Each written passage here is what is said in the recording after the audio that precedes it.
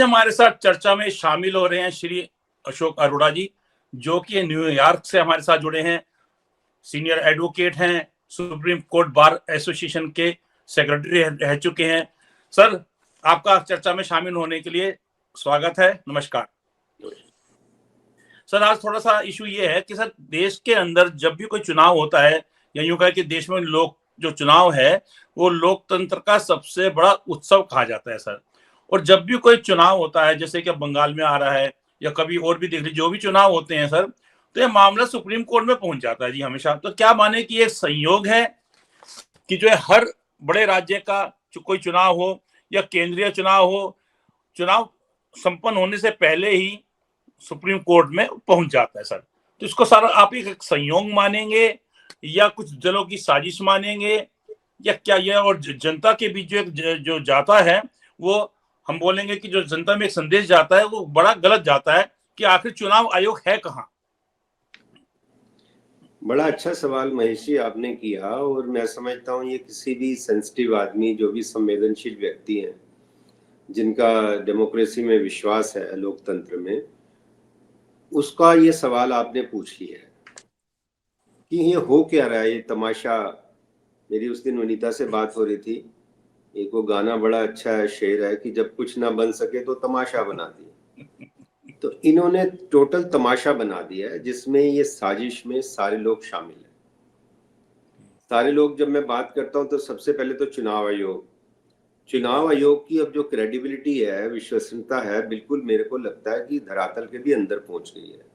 सही बात है, जैसे ये बिहेव करते हैं वो ज्ञानेश और राजीव, ये मतलब ये सरकारी मुलाजिम जो होता है वो सरकार, किसी पर्टिकुलर सरकार का नहीं होता, वो जनता का होता है, किसी पॉलिटिकल पार्टी का नहीं होता। ये बन गए हैं, ये व्यक्ति विशेष के समझ लो बन गए हैं, या किसी पार्टी विशेष के ये नौकर बन गए हैं, गुलाम बन गए हैं। नौकर भी इतनी गुलामी नहीं करता, कहता सर मेरे को मजा नहीं आ रहा काम करने का, मैं जा रहा हूँ, मेरा फैसला कर दीजिए, हिसाब कर दीजिए मेरा। ये गुलाम बन गए हैं, टोटल गुलाम है। इन्होंने अपना पूरा जो कहते हैं वो जमीर बेच दिया है।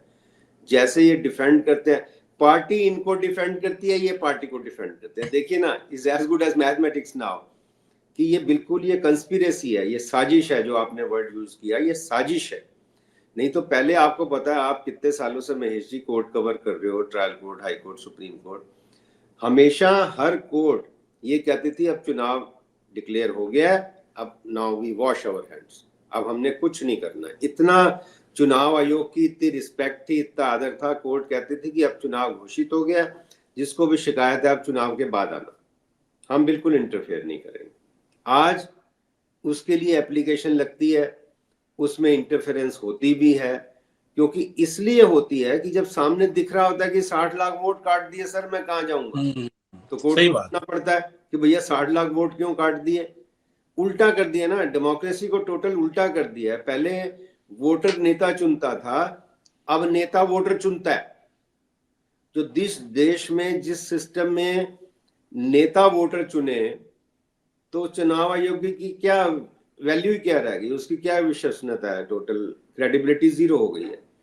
और ये साजिश इसलिए भी लगती है क्योंकि हर मुकदमा सुप्रीम कोर्ट क्यों ले आते हैं, क्योंकि उनको लगता है एक एक हाई कोर्ट में कहां कहां किसको किसको बोलेंगे, तो सीधा सुप्रीम कोर्ट ले आओ, सीधा सुप्रीम कोर्ट चले जाओ। जैसे ममता का सीधा सुप्रीम कोर्ट चले जाओ, सारा बाकी सब बस्ते बंद। तो ये इस बात से मुझे साजिश लगती है, और इसमें मेरे को ये लगता है पूरा, बल्कि मेरा सोचना इस पे तहकीकात होनी चाहिए, इन्वेस्टिगेशन। इस साजिश में जुडिशियल सिस्टम भी इन्वॉल्व है। मैं जुडिशियल सिस्टम इसलिए कहता हूं क्योंकि मैं कभी भी जजेस को ब्लेम नहीं करता हूं अकेले। मैं हमेशा ये कहता हूं कि जजेस के साथ साथ जो भ्रष्ट वकील हैं, जिन्होंने अपना जमीर बेच दिया, जिन वकीलों ने, वो वकील भी जुडिशियल सिस्टम को अब बेड़ा गर्क कर रहे हैं। पहले वकीलों ने आजादी दिलाई, गांधी, नेहरू, पटेल, अंबेडकर, राजेंद्र प्रसाद, ये सब ने अपनी अच्छी, मतलब ये भी लाखों रुपया कमा सकते थे उस टाइम भी, इन्होंने सब कुछ छोड़ के देश की स्वतंत्रता के लिए एक समर्पण किया कि हमें वकील बन के पैसे कमाना नहीं है हमारा काम, या हेरा फेरा करना नहीं है, हमारा जनता को सेवा करना है। महात्मा गांधी ने भी ये कहा था कि use your profession as a tool to serve जो भी आपने नॉलेज ली है उसका इस्तेमाल जनता की सेवा के लिए करें। उसमें जो पैसे आपका दाल रोटी तो अपने आप आ ही जाता है ना। फिर आप जनता की सेवा के लिए भी कर रहे हैं तो दाल रोटी तो बन ही जाता है, दाल रोटी में दिक्कत नहीं होती। लेकिन आप सोचो कि मुझे तो बहुत बड़ी गाड़ी चाहिए, बंगला चाहिए, बैंक बैलेंस चाहिए, 10 जनरेशन के लिए पैसा चाहिए, एक आधी जनरेशन से इनको तसल्ली नहीं है, तो वो खाली इसी पे लगे रहते हैं।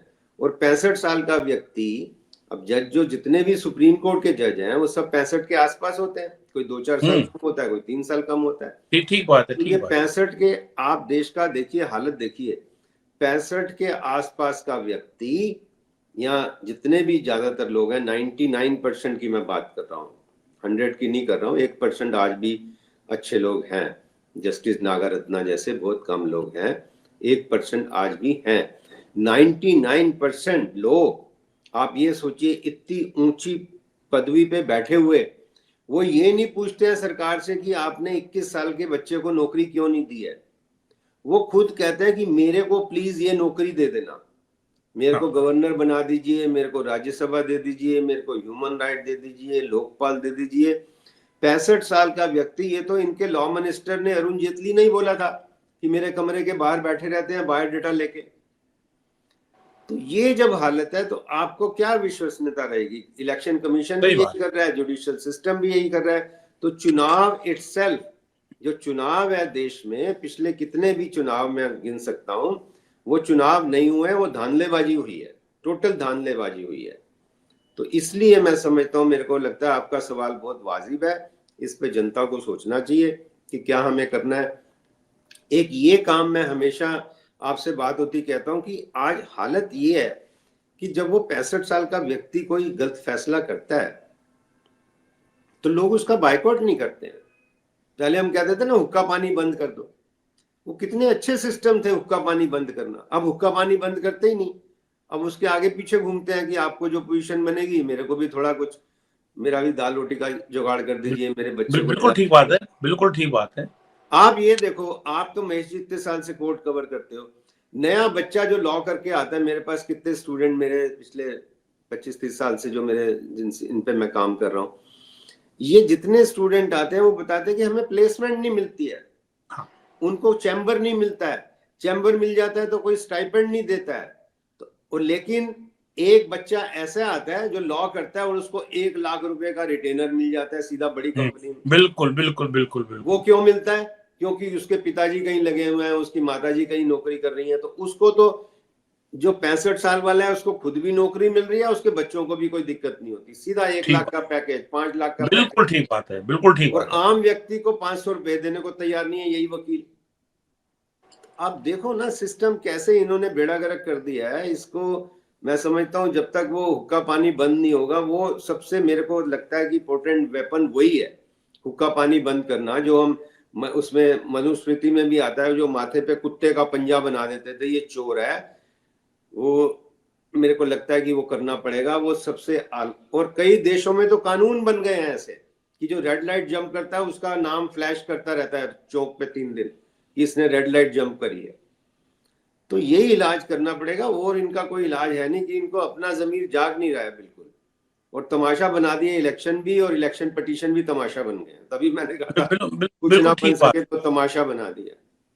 ये हालत है, क्या करेंगे आप? तो समस्या तो ये कि सर कोई भी चुनाव है ऐसा, कोई भी चुनाव ऐसा नहीं गया कि मामला सुप्रीम कोर्ट नहीं पहुंचा हो। सवाल ये हर एक में गड़बड़ है ना। हाँ। वो दाल में काला नहीं है, अब दाल ही काली हो गई है। दाल में काला अब नहीं कह सकते, क्या इलेक्टोरल बॉन्ड कह लो, इलेक्शन कह लो, वो जो अब बता रहे हैं कि इलेक्शन कमीशन डिसाइड करता है कि मेरे पिताजी का नाम क्या है, मेरे पिताजी कौन है। कितने केसेस में बाप के नाम बदल दिए, फोटो किसी मॉडल की लगा दी, जीरो होम एड्रेस जीरो कर दिया। ये कितना फ्रॉड करेंगे ये। इनको तो मेरे को लगता है ये सड़कों पे जाएं तो लोग इनको, जूते मारना कोई वायलेंस नहीं है, जूता मारना होता है कि इंसल्ट करना। तो अगर ये ऐसे लोग जो होते हैं, इनको तो थोड़ा सा शक्ल मतलब दिखानी चाहिए लोगों को कि ये इनकी हालत, इनको जब तक हुक्का पानी बंद नहीं करोगे, इनका इनके बच्चों का करना चाहिए। कि बच्चा, अगर बच्चे का वैसे कसूर नहीं है, लेकिन बच्चा अगर बाप का साथ दे रहा है तो उसका हुक्का पानी बंद करो, और बच्चा अगर कह रहा है हाँ मैं शर्मिंदा हूं तो उसका वेलकम करो। तो ये मैं समझता हूं कि बहुत जरूरी है और आपने अच्छे प्रश्न उठाए हैं। इसमें मैं समझता हूँ सबको एक विचार करना चाहिए कि ये कब तक चलेगा ये। और आप हमसे जुड़े रहने के लिए सब्सक्राइब करें YouTube पर, फॉलो करें ट्विटर पर और लाइक करें Facebook पर। और ज्यादा जानकारी के लिए आपको टाइप करना होगा सिर्फ न्यूज नशा।